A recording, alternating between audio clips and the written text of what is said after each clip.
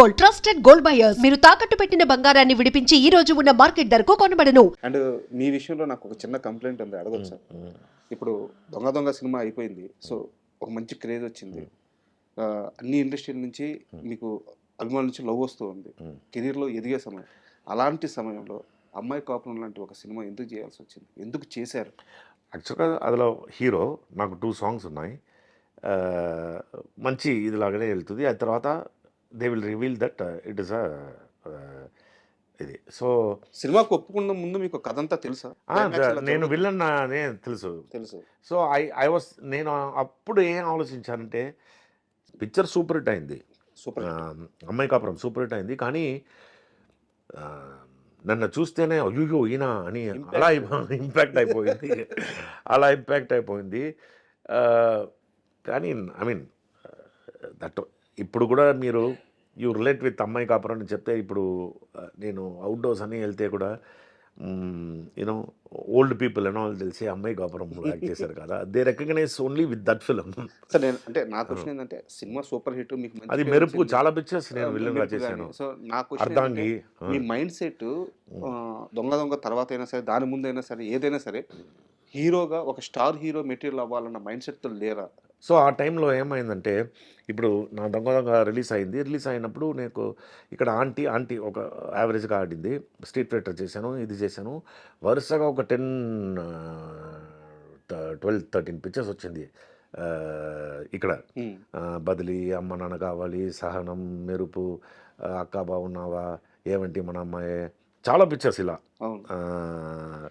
Actually నా picture మాత్రం ఒక్క రోజులో 6 పిక్చర్స్ పూజ జరిగింది రామనాయుడు స్టూడియోలో, అన్నపూర్ణలో. అన్ని పిక్చర్లో రామనాయుడు గారు క్లాపు, లేకపోతే నాగేశ్వరరావు గారు ఇది. నా దగ్గర వాళ్ళు అడిగితే అన్నీ అంటే ఎన్ని పిక్చర్ ఇది ఇలా అడిగారండి నా దగ్గర. సో 6 ఫిలిమ్స్ ఒకే రోజు పూజ. సో అప్పుడు అన్నపూర్ణ లేకపోతే ఇది.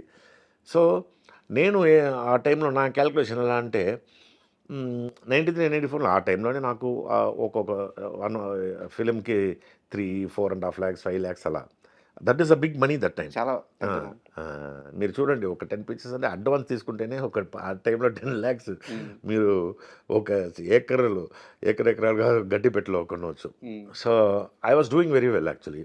సో ఆ టైంలో నేనేం ఆలోచించా అంటే, నంబర్ ఆఫ్ ఫిల్మ్స్ ఒక 13 ఫిల్మ్స్ 12 ఫిల్మ్స్ చేసేప్పుడు మధ్యలో ఒక పిక్చర్ 2 పిక్చర్ ఆడితే కూడా మనకి ఇదవుతుంది అని చెప్పి. And you know more into I always want to become busy as a hero. బిజీగా నేను ఉన్నప్పుడు ఒక 10 పిక్చర్ చేయాలి, ఒక 10 ప్రొడ్యూసర్ నాపై బిజీగా ఉండి యాక్టివ్గా నెంబర్ వైజ్ ఉంటుంది. సో ఆ బిజీ అవ్వాలని ఆలోచించినప్పుడు ఆ టైంలో ఏంటంటే, నాకు 25 years 1995లో I was only not even 25 years youngster 25 years 26 years I'm doing 10 films 12 films as a hero. తమిళ్లో చేస్తున్నాను. సో అలా ఉన్నప్పుడు ఓకే, మనం ఈ 12 పిక్చర్స్ 13 పిక్చర్స్లో ఎలాగైనా ఒక పిక్చర్ 2 పిక్చర్ మధ్యలో ఆడితే కూడా వర్కౌట్ అవుతుంది అని ఆలోచించి, అది మరి ఏం వర్కౌట్ ఒకే హిస్టరీ క్రియేట్ చేసిన హీరో నేను అనుకుంటున్నావు. అన్ని పిక్చర్ ఫ్లాప్. సార్ మీ సినిమాల్లో నాకు చాలా బాగా గుర్తుండిపోయే సినిమా వచ్చేసి శ్రీను సార్. వెంకటేష్ గారితో మీకు చాలా సీన్లు ఉంటాయి. ఇంకా గట్టిగా మాట్లాడాలంటే వెంకటేష్ గారిని మీరు ప్రతి సీన్లో డామినేట్ చేస్తూ ఉంటారు. సో ఆ సినిమా యాక్ట్ చేసేటప్పుడు ఆయనేమో ఒక పెద్ద స్టార్ తెలుగులో, మీరేమో అప్పటికి యాక్టివ్గా ఉన్న ఆర్టిస్ట్. సో ఎప్పుడైనా సరే వెంకటేష్ గారు అభ్యంతరం పెట్టడం, ఇది నన్ను డామినేట్ చేస్తున్నాడు, కథలో భాగమైనా సరే నన్ను తినేస్తున్నాడు, ఇలాంటి ఒక అభ్యంతరం రావడం. మీరు యాక్చువల్గా ఎలా అడుగుతామనంటే, ఇప్పుడు మనం నేను ఒకటి పిక్చర్ చాలా 3 years గ్యాప్ తర్వాత అని చెప్పారు కదా. యాక్చువల్గా చూస్తే ఈ 40 years కెరియర్లో ఒక 1.5 years గ్యాప్. నేను చాలా పిక్చర్ తెలుగులో చేసేప్పుడు మధ్యలో ఫటక్ అని 97లో ఏం పిక్చర్ లేకుండా అయిపోయింది. అప్పుడు ఒక 1 year పిక్చరే లేకుండా ఇంట్లో కూర్చున్నాం. ఆ టైంలో వచ్చిన పిక్చర్ నాకు చీను తమిళ్లో. యాక్చువల్గా సొల్లామలే పిక్చర్ రీమేక్ అది. సో ఆ పిక్చర్ డైరెక్టర్ శశి నా ఇంటికి ఒకరోజు వచ్చి, సార్ నేను ఒక పిక్చర్ చేస్తున్నాను తమిళ్లో అని కథ చెప్పారు, ఇది మీ క్యారెక్టర్ అని. అది రీమేకే. సీన్ అది తెలుసు కదా మీకు, తమిళ పిక్చర్ రీమేక్. రీమేక్ అది. సో తమిళ పిక్చర్లో ఇంకో బాగా ఉంటుంది. వెంకటేష్ గారు ఏమి ఇన్వాల్వ్ అవ్వదండి. ఐ యాక్చువల్గా నో హిమ్ పర్సనలీ బయట కూడా. సార్ ఎందుకంటే నా ఫ్రెండ్స్కి ఆయన కామన్ ఫ్రెండ్. యాక్చువల్గా వెంకటేష్ కజిన్ అరుణ అని చెప్పి వెంకటేష్ బాబు కజిన్ గాట్ మ్యారీడ్ టు నా చాలా క్లోజ్ ఫ్రెండ్. ఓకే. సో వాళ్ళ ఇంటి పార్టీలను హీ నెవర్ ఆయన చాలా gentle man to the core. So ఆయన అనవసరంగా ఆయన ఇన్వాల్వ్ అయితే కూడా అనవసరంగా నేను చేస్తే ఆయన అలాంటి ఈ సమయం పక్కా gentlemen. So it was remake. I enjoyed working in that film. That was Chowdary గారుస్ ఫిలిం. అండ్ తమిళ్లో అది సూపర్ హిట్ అయింది ఆ పిక్చర్. అవును సార్. ఇక్కడ ఏంటంటే వెంకటేష్ గారు స్టార్ అయ్యండి. స్టార్ అయిన తర్వాత ఆయన నా ఇది మాట్లాడకుండా యాక్సెప్ట్ చేసుకోలేకపోయాం అనమాట. తెలుగు ఆడియన్స్ ఏంటంటే స్టార్ ని అలా చూస్తారు కాబట్టి. అండ్ అలాగే రాజశేఖర్ గారితో కూడా మీరు ఒక సినిమా. అవునవును, అది కూడా మీరు చూస్తే వానతపల్లి సూపర్ హిట్ అక్కడ. ఇప్పుడు కూడా అది 1 year ఆడిన పిక్చర్. ఆ పిక్చర్లో ఒక సీన్ ఉంటుంది. విజయకాంత్ నేను పిలిచి కింద నుంచి శాండ్ తీసుకొని ఎంత కౌంట్ చేసి చెప్పంటే ఆయన 1,35,660 మీరు కావాలంటే మీరు, అది చాలా ఫేమస్ సీన్ అది. అది రాజశేఖర్తో తెలుగులో ఏం చేశారంటే అది నేను విల్లన్ లాగా, ఇదిలో నేను మంచి విల్లనే లేకుండా రాజశేఖర్ గురించి ఏమేమో చెప్తారు, లేట్ వస్తారు అది ఇదని. నేను ఆ పిక్చర్ చేసేప్పుడు we became so close. And even Jeevitha garu. And it was super fun working in that film with Rajasekhar. So ఆ టైంలో ఆయన 11 o'clock వస్తారు. ఆయన ఏం ఇది చూసి 1 hour చూస్తారు, అదన్నీ ఏం లేదు.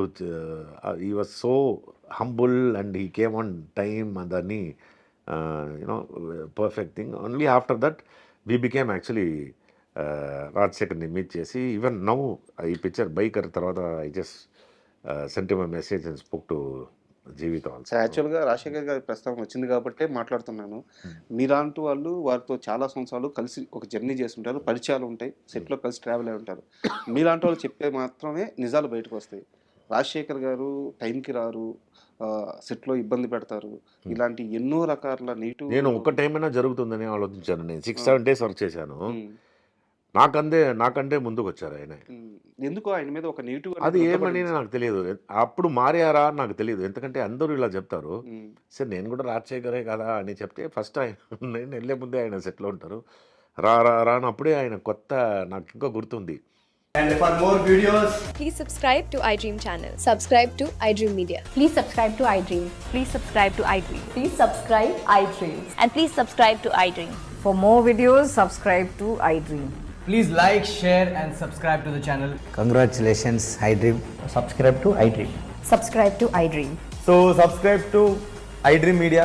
iDream ki iDream team andarki huge congratulations. Please subscribe iDream Media. Please subscribe to iDream.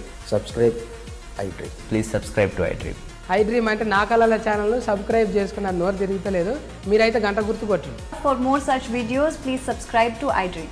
Subscribe to iDream. Please subscribe to iDream. Please subscribe iDream Media. Please do subscribe to iDream. Please subscribe to iDream Media. For best entertainment and information, please subscribe iDream. And don't forget to subscribe to iDream.